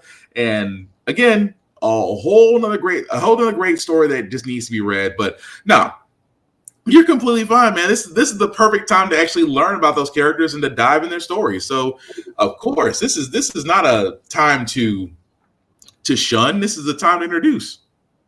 Yeah, but overall, really, really good book this year. Mm-hmm. Next up, we got Green Lantern number 19. Mm-hmm. This is continuing the new core where we get the formation of the new anti-Green Lantern Corps, the Starbreakers. Mm-hmm. We get some time with Hal. That's fine. We get some time with Carol. Also good. They bring back the Interceptor from the Green Lantern, the animated series. Really like that. Kyle is recruiting Odyssey, the Time Bandit, and says if they don't work with her, they're going to get that other female time traveler she's trying to avoid, so I guess that means the Gold Beetle. Yeah. Small appearance from John Stewart, which I think they finally depowered, and now all his super cosmic not Steve Ditko, Super Emerald Night Power is now that fusion of his mom who died and that construct of his little sister fused into one body. Yeah, that's the Emerald Night Powers. So pretty much she's a living embodiment of it. Okay. Cruz over here is now the leader of the Green Lantern Corps, which big bump for her. I like how we're doing this, and Kyle's not on the cover.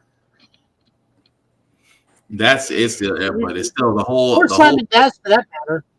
Yeah, but I do like the fact they're setting up the whole story with the sorrow and the emotional spectrum, though. So that definitely does lead to a new story, which I do like. Now, does that mean that we're going to see a change?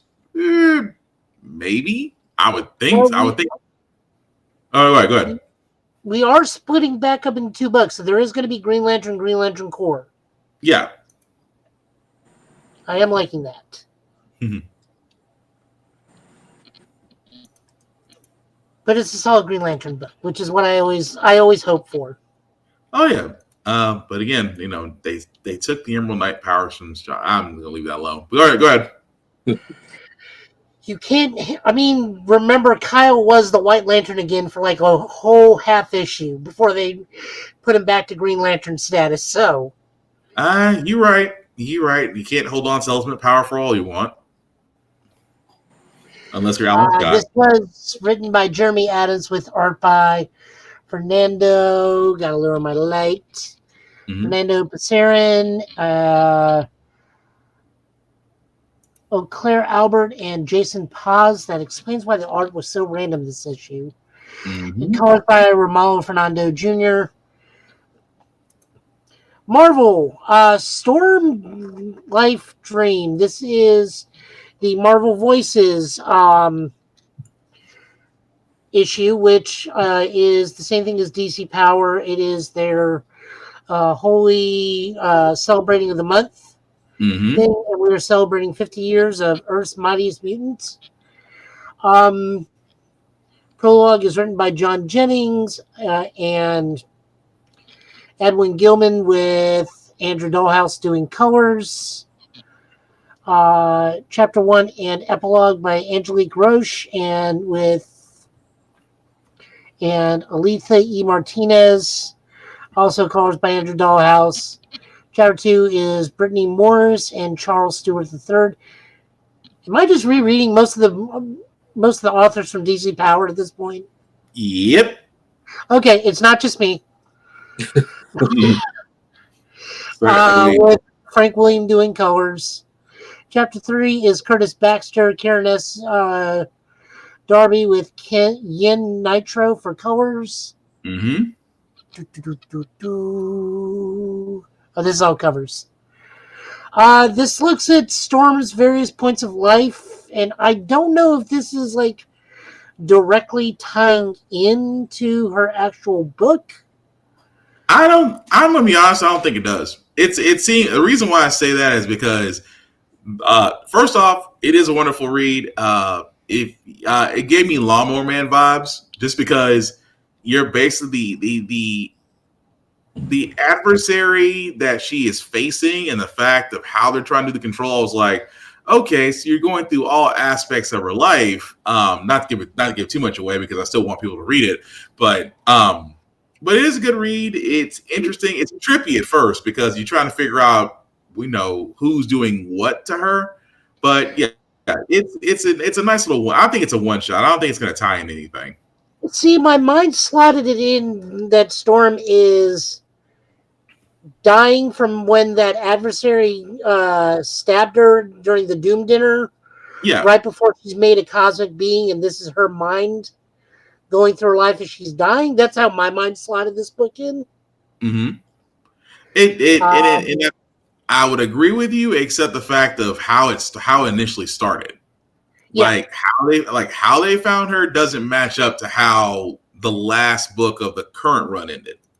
And then it's also made me think Storm is using that virtual reality tech that Forge was using at one point during X-Force.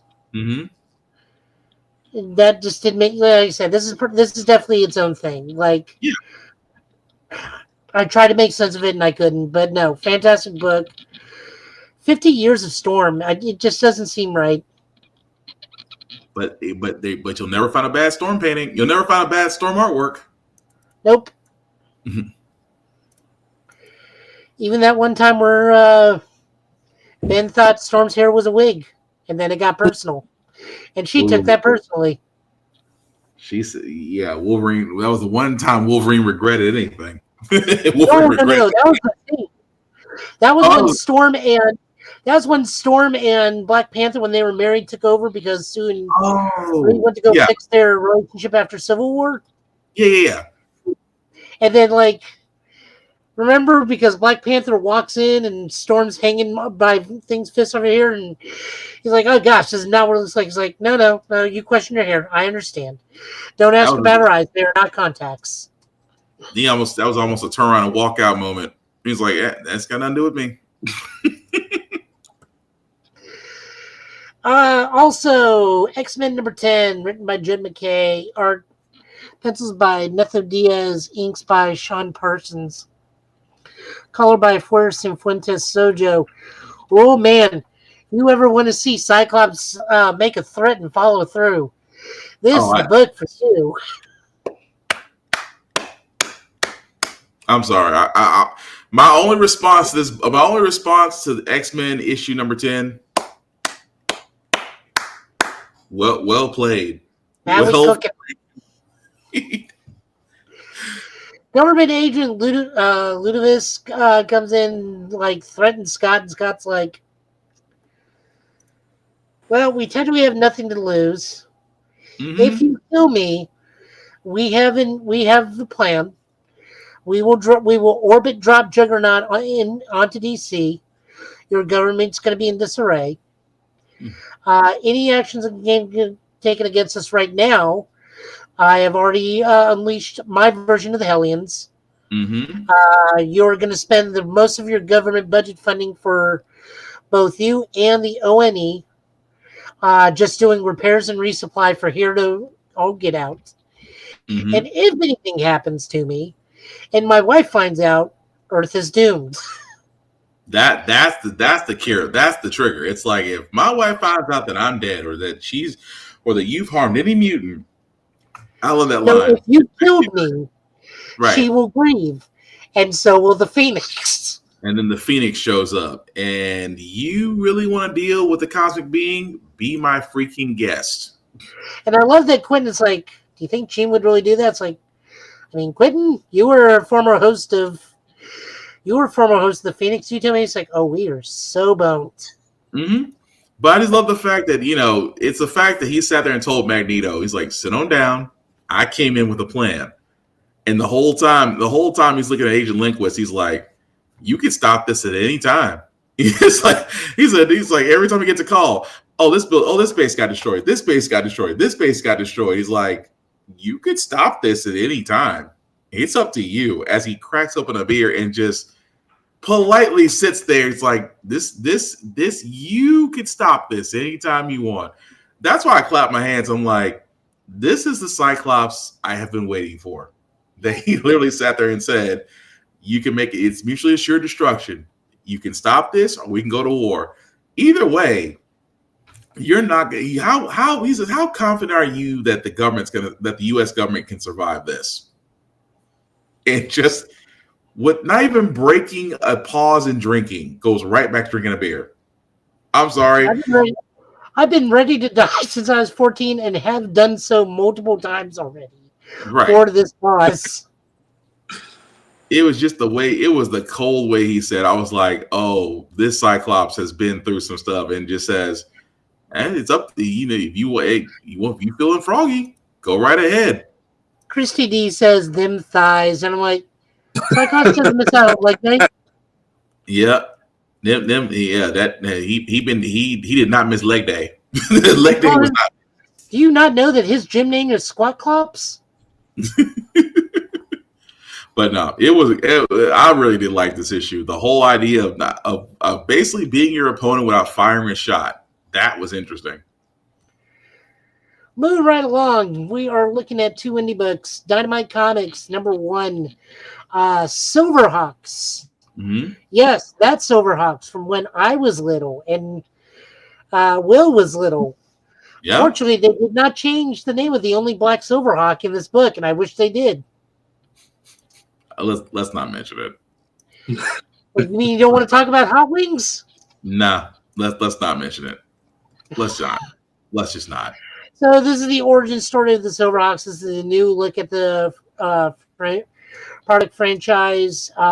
We see that Moonstar has broken out of prison thanks to Molecular. I am not making up these names. It was the 80s. Caused a prison riot in Limbo Prison. Stargazer and Condor, which is part of the original Silverhawks team, along with Osprey, Condor, and you good? Yeah, keep going, Joe. Okay. Osprey, Red Tail, and Bluegrass, which are the old retired Silverhawks, well into their 120s, which is apparently the new 50s, are like, yeah, we can stop them, but we're also very old and geriatric, and we all nearly died, and we were in our prime when we took on Monstar. Meanwhile, yet unnamed, although it is Quick, we get one mention of the name Quick. I think it's because it's Quicksilver. Yeah. For the main Silverhawk. We get to see how his body was destroyed and rebuilt into the Silverhawk cyborg by the end of the issue. I will be looking forward to this because I do want to see where this goes, because this is not really that much more of a mature take, but it is an interesting reimagining of Silverhawks. And I know this is a blasphemy for a lot of people, but for me, it was Silverhawks over Thundercats any day of the week. Ooh, yeah, you look. I didn't say the ultimate crime. I didn't say Tiger Sharks. I didn't say that. I said it was ooh, but no. Are you going to say tomorrow? I'm saying something. I don't think his mic's on though. I thought he was gonna go SWAT cats. Oh God, no. No. The reason you bring up those three is because Tiger Sharks, not Street Sharks. Tiger Sharks. It's a different thing. Yeah. Tiger Sharks, Silverhawks, and Thundercats are all the same universe. Yeah. Although if you don't know what Tiger Sharks is, it's pretty much what Silverhawks and Thundercats is, except under the water. So all the good guys jump into a swimming gene pool and transform themselves into fish people to fight the underwater mafia. It's still funny. But no, I will agree. This one is kind of like changing the guard for this one. So it was interesting read to see all the former Silverhawks just kind of pull a lethal weapon. We're not too old for this, but it's like, yeah, we kind of are. So they are going to be looking for new recruits. But still, it's still a good first issue.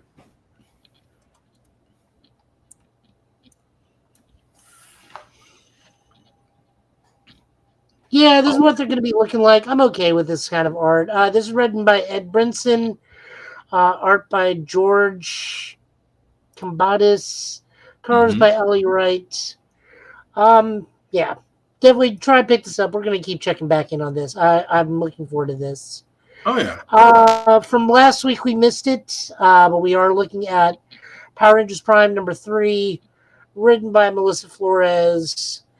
Art cover by Dan Mora, illustrated by Michelle Ying, and colors by Fabi Marquise.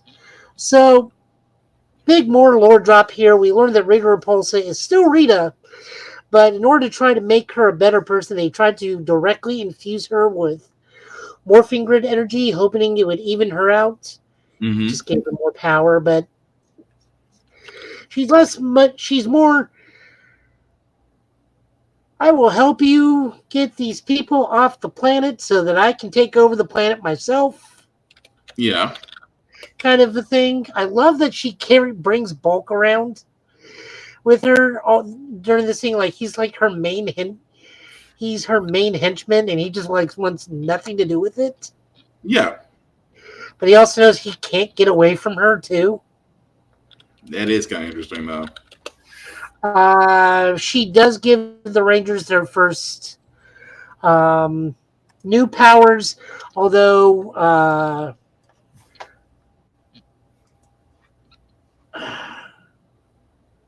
I don't think it's racism because they're technically not the same race. But we do have some mild xenophobia going on between the newly formed Ranger team, between some of the Otarans' human girlfriends, The other species, the Blue Ranger, is going to be. Plus, Lauren's got other things going on, and she's a ranger. Next issue, we get to see Ranger Red Prime take on the VR Troopers because they are a real force in this universe. Yeah. Which makes me wonder when the big bad Beetleborgs are going to appear. Well, they aren't going to because why not? And I'm also wondering now if they can find a way to tie in Mystic Knights of Tyrann and Og. Oh, dear God, no. Maybe that's where the original Magi Ranger Mystic Force powers came from, or for the Mystic Knights. I really hope not. Just no. There's some things that just need to stay. Well, exactly where they are. Teenage alien fighters from Beverly Hills. That also needs to stay where it is. Well, that was a USA Network property. That's not a Saban property. Still, I just no, just no. This was a really good issue too. This was really, really good. Yeah. I love the new look for Rita. I love the new Ranger costume they got for it. Apparently, there's going to be multiple Tyranno Rangers, which is weird, but I'll roll with it. I'm going to say Rita got a hell of a makeover. Them shoes got them high lifts in the heel. Right. But that's all the books. Book of the Week, definitely silver. Actually, you know what? I'll say Book of the Week is DC Power because that was a really fun read. Nice. I do look forward to seeing more Power Company. Oh, if they do what I hope they're doing, then yeah, I am all the way down for it. But thank you, Joe, for that. As we do wrap this up, we do want to thank everybody that liked, that watched, that let people know this is live and commented, especially you, Christy, and Lainey. Also, check out Lainey at Geek by Heart on YouTube. She's back to streaming again. She just, I think, was hopping back on Silent Hill 2. Lainey, if you're still watching this, please let me know if I got that right. And Christy, we always love that you support us. Always will shout you out because you shout us out on everything that we do. But as we're wrapping this up, guys, I'm going to throw it to you, Tafari, the man, the myth, the legend. Well, let people know what you're doing, sir. Yeah. Today, officially, since it's midnight, I am starting my 28. It's my Black History Month unboxing series. So I had some friends I reached out to or hit me up and sent me some things. So I'll be opening some cool stuff throughout the course of this month. Streams are going to continue. Today was going to be the last day of the marathon. After that, next couple ones, I'm probably going to be doing a rest and recovery stream, so I will be sitting down. Other than that, still fundraising over here for Blurred Station. BlurredCon is coming up in March, so you can also catch me there. As long as the skies don't get shut down at this point. That is about it for me, yeah. Going to be kind of chilling for February, so. Yeah, I'm about to say after 30 days of intense workouts, sir, you could probably run a triathlon at this rate. But thank you for that. Joe, will let people know what you're doing, sir?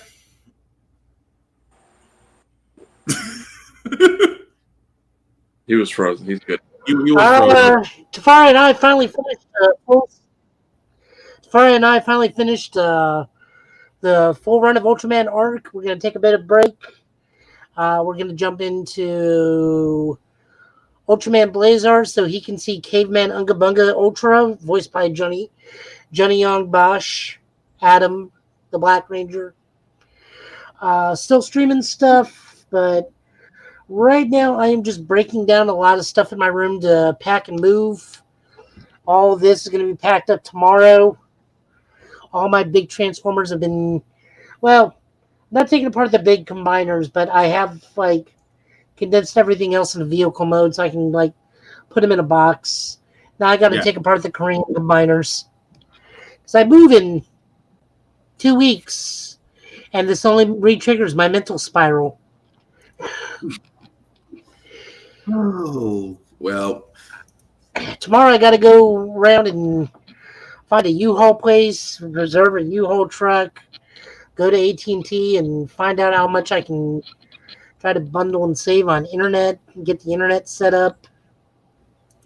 You're gonna have fun adulting times. Plus tomorrow's the Royal Rumble, so. Oh shite. Yeah, I guess we'll have to cover that next week because I Yeah, completely we'll forgot. just stop focusing on me. We can talk about the Rumble real quick. I completely forgot. Nah, we're good. We'll cover it next week because I'm getting hungry. I mean, we'll cover the winners, but there's really not that much to talk about for the Royal Rumble. It's 3 matches. That's still crazy. That's still crazy that it's still 3 matches. But I'm sorry. Finish your outro.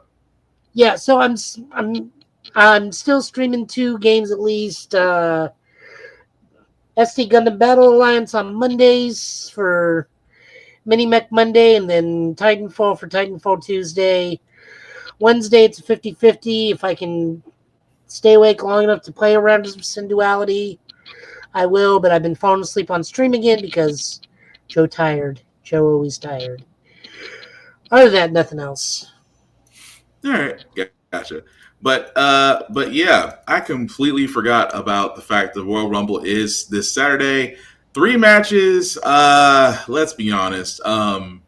There's gonna be some surprises, and I'm gonna wrap this up because, like I said, I know we're kind of getting to the end. Some surprises, I think, more in the women's Royal Rumble than it'll be in the men's Royal Rumble because Charlotte Flair is there. Jordan Grace, as she has left TNA Wrestling, has been rumored to already sign on WWE. Supposedly and rumoredly, CM Punk's wife, AJ Lee, may also be joining the Rumble. So, again, really quickly, guys, who's win the men's, who's win the women's, and is Cody retaining over Kevin Owens? Y'all got this one. Joe? For women's, Mm-hmm. Becky Lynch. Okay, I can agree with that. What you got for the men? John Cena. Yeah, because he already said that they're gonna make his farewell tour. Cody retains or Kevin Owens wins? Oh no, Cody retains. He's not dropping that belt till Mania. Also agree. The only difference I would say is that I would say for women's, I will go differently and say they're probably going to try to give Charlotte Flair back since she's returned. Men's, I got to go with John Cena. John Cena's storyline and his farewell tour just lines up.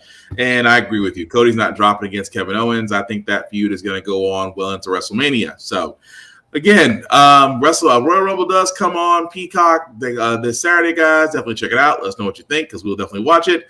As for myself, before I get to me, some shameless plugging. Shout out to Blurred Station. Again, it is we keep on saying, guys, the table that you want to have, that where our content, our viewership, most importantly our dollars go to, is only going to be Blurred Station. Because Tubi's great, but Tubi is owned by the same guy that owns Fox, and Tubi is now worth well over $100 million because of our viewership. The same thing can be done for us at Blurred Station. Simply check out blurredstation.com. Hit the join now button. Select the Blurred's Eye View Affinity membership. You can select anybody there, myself, Black Spartan, or Tafari TV. Anybody there. It is $10.99 a month to stream Blurred Station. $10.99 a month. At 36 months, you get the opportunity to own a piece of Blurred Station. And trust me, it's never been easier to own a piece of a media conglomerate such as that. Also, guys, check out Always Press Record TV. Why? Because our show shows up on there as well. Always Press Record on your desktop, or if you're on a smart device, the APR TV app. Again, another table to where our content, our viewership, and our dollars can go to, and definitely be able to stream our shows and meet others from their app. So definitely check out alwayspressrecord.com or APR TV. Now, as I just dropped myself for no reason, there we go. I get used to the buttons. So, me, Black_Spartan615 is where you can usually find me on the socials. Again, our podcast can be found wherever podcasts can be seen or heard, whether it's Apple Music, Google Play, Spotify, pretty much wherever you can find is where you find us. Like, share, subscribe, follow us, guys. We simply cannot do this without you, not just the comments, because we see people commenting. It's cool, but at the same time, we see the viewers. Like, share, guys. We cannot do this without you. Help us get the numbers up to where we can continue to do this, because the goal is to make it bigger and better, and that's what we're trying to do. Also, same time, guys, CODs may be coming back up now that we've passed the winter season. The rules still apply, guys. Number one, respect the cosplayer. Cosplay is not consent. Please treat people like human beings. It's not that freaking hard. Number two is hygiene. Please wash your ass. Please wear clean clothes, deodorant, mouthwash. We are now entering where the bird flu and measles and tuberculosis I did not think we were already back on the Oregon Trail, but apparently we are. That being said, guys, please care for yourselves because you care for others. And again, we don't want to see anybody sick or get sick because, again, wash your ass. Hygiene, so important. And the last thing I'll say, guys, is again, simply put this: in a world that is cruel, that is kind, that is not kind, be nice, be kind, talk and share your fandoms, introduce people to new things. Don't be a dick, and we'll all be cool. But as we wrap this up, guys, we do want to be back here next Friday, same Get Bit time, same Get Bit channel, with news that we will having, because apparently we might have a Fantastic Four trailer sometime on Tuesday, still rumored. We may have a Nintendo Switch Direct come out, still rumored. But either way, they have confirmed that. Oh, we already got it? April 2nd. Oh, April 2nd then. So we are getting it April 2nd. So there you go. But yeah, whatever the news that we have of the week, we'll definitely cover that. But fellas, any last words we call tonight? Happy February. Yep. Happy Black History Month, even though the government won't acknowledge it. Joe? Yes, that, and I may need more boxes.